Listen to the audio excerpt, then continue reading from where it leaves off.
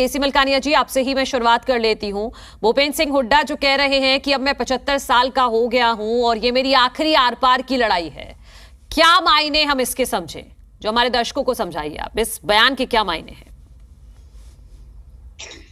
मनु जी, जो राजनीति में आता है उसकी कोई ना कोई इच्छा होती है, महत्वाकांक्षा होती है, हर एक चाहता है कि मैं आगे से आगे बढ़ूं। हरियाणा में हुड्डा जी का कद जो है कांग्रेस में सबसे ऊंचा कद है। वो 2009 से लेकर 14 तक सीएम रहे, इसके अलावा वो एमपी भी रहे, तो उनका जो कद है काफी ऊंचा है।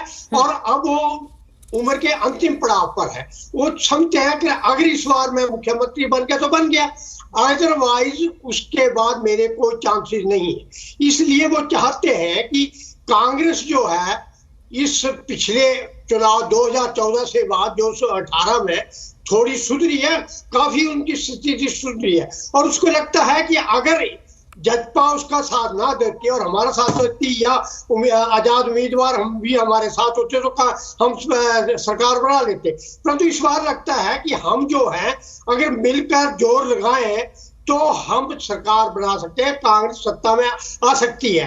परंतु अब मुद्दे कौन से होंगे वो देखने की बात है। कांग्रेस क्या महंगाई का मुद्दा उठाएगी, किसानों क्या का इस अपील का, इसको अपील समझे या वाकई वो ऐलान कर रहे हैं, इसको ऐलान समझे? नहीं, ये है तो अपील ही है।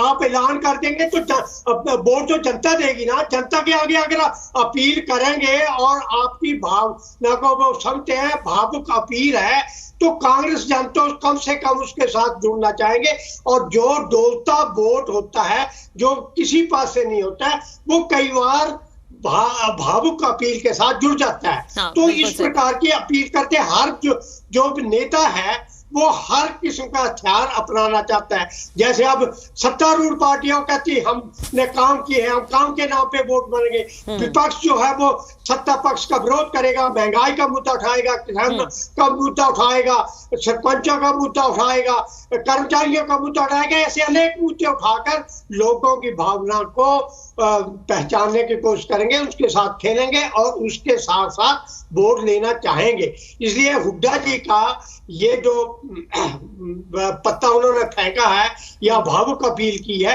हो सकता है इसका असर हो।